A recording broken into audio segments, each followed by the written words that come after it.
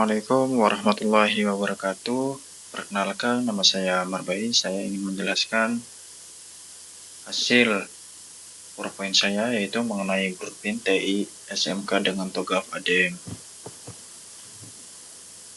Yang pertama adalah latar belakang perkembangan teknologi informasi telah memberikan dampak besar terhadap dunia pendidikan, khususnya dalam mendukung proses pembelajaran dan pengelolaan administrasi sekolah. Agar pemanfaatan TI berjalan secara efektif, diperlukan perencanaan yang terarah melalui penyusunan blueprint TI. Nah, blueprint ini menjadi pedoman dalam mengembangkan sistem dan infrastruktur teknologi sehingga selaras dengan visi, misi, serta kebutuhan sekolah. Tujuannya yaitu untuk memberikan arah pengembangan teknologi informasi di sekolah agar lebih struktur dan berkelanjutan.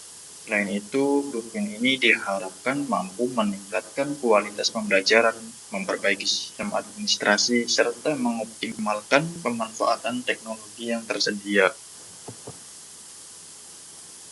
Selanjutnya, analisis kondisi TI yang pertama dalam pembelajaran TI, yaitu teknologi informasi telah dimanfaatkan sebagai media pendukung pembelajaran seperti penggunaan platform pembelajaran digital, penyampaian materi, dan komunikasi antara guru dengan siswa. Pemanfaatan TI ini membantu menciptakan proses pembelajaran yang lebih efektif, fleksibel, dan mudah diakses. Selanjutnya yaitu administrasi sekolah. Dalam bidang administrasi TI digunakan untuk mengelola data siswa, data guru, nilai absensi, serta berbagai dokumen. Sistem informasi membantu mempercepat proses kerja, meningkatkan ketelitian, dan memudahkan penyimpanan secara serta pencarian data. Selanjutnya ada infrastruktur, jaringan, dan keamanan. Nah, analisis ini dilakukan terhadap kondisi perangkat keras, jaringan internet, serta sistem keamanan yang dimiliki sekolah. Tujuannya adalah untuk mengetahui apakah infrastruktur yang tersedia telah mampu mendukung kebutuhan operasional dan menjaga keamanan data dari berbagai ancaman. Selanjutnya, hasil audit tata kelola. Nah, hasil audit tata kelola digunakan untuk mengevaluasi tingkat pengelolaan TI yang telah diterapkan. Dari hasil tersebut dapat diketahui kekuatan, kelemahan, serta rekomendasi perbaikan yang menjadi dasar dalam penyusunan blueprint TI. Nah, selanjutnya ada tahapan TOGAF ADM, yaitu menyusun blueprint dilakukan menggunakan metode TOGAF ADM yang terdiri dari beberapa tahapan, yaitu ada preliminary, ada arsitektur vision, ada bisnis arsitektur, ada informasi sistem arsitektur, teknologi arsitektur, lalu opportunities and solution, lalu migration planning, ada implementation governance, serta arsitektur change management. Tahapan ini digunakan untuk menghasilkan perencanaan arsitektur TI yang sistematis dan sesuai kebutuhan sekolah.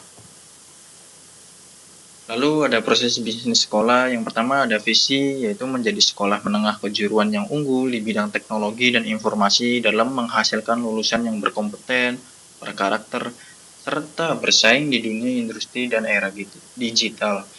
Lalu di sini ada misi yang pertama, menyelenggarakan pendidikan kejuruan berbasis teknologi sesuai dengan kebutuhan dunia usaha dan dunia industri. Yang kedua, meningkatkan kualitas pembelajaran melalui pemanfaatan teknologi informasi dan komunikasi. Yang ketiga, mengembangkan kompetensi peserta didik agar memiliki keterampilan, kreativitas, dan inovasi di bidang teknologi. Lalu ada proses bisnis sekolah.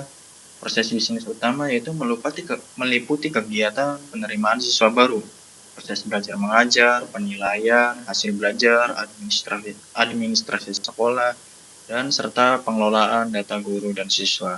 Nah, semua proses ini tersebut didukung oleh pemanfaatan teknologi informasi agar lebih efektif dan efisien. Lalu ada perancangan sistem informasi. Yang pertama ada arahan strategis TI.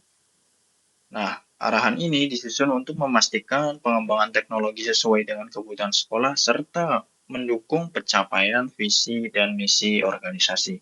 Nah, lalu ada arsitektur informasi data. Nah, arsitektur ini menentukan bagaimana data sekolah dikumpulkan, disimpan, dikelola, dan digunakan agar informasi yang dihasilkan akurat, aman, dan mudah diakses. Lalu ada arsitektur aplikasi, yaitu merancang aplikasi yang dibutuhkan untuk mendukung kegiatan sekolah, seperti sistem akademik, administrasi, dan layanan bagi guru maupun siswa. Nah, arsitektur infrastruktur merancang kebutuhan perangkat keras, jaringan, teknologi, pendukung lainnya agar sistem informasi dapat berjalan dengan baik dan stabil. Lalu ada tata kelola TI, yaitu bertujuan memastikan pengelolaan TI teknologi informasi berjalan efektif, efisien, dan sesuai dengan tujuan sekolah. Lalu ada peran dan tanggung jawab, yaitu menjelaskan tugas dan tanggung jawab setiap pihak yang terlibat agar pengelolaan TI berjalan dengan jelas dan terarah. Yang selanjutnya ada kebijakan dan SOP, menyusun aturan dan prosedur penggunaan teknologi informasi sebagai pedoman agar sistem dapat digunakan secara aman, tertib, dan konsisten. Lalu ada menentukan pihak atau unit yang bertanggung jawab dalam mengelola dan mengembangkan teknologi informasi di sekolah. Lalu pengembangan SDM yaitu meningkatkan kemampuan guru dan staf melalui pelatihan agar mampu memanfaatkan teknologi informasi secara optimal.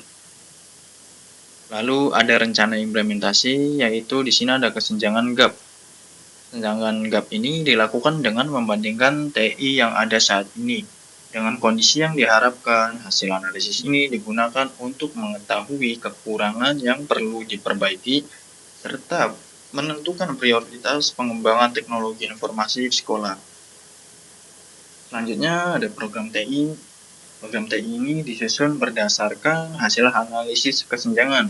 Nah, program ini meliputi pengembangan sistem informasi, peningkatan infrastruktur jaringan, penguatan keamanan data, serta peningkatan kompetensi sumber daya manusia agar penerapan TI dapat berjalan secara optimal.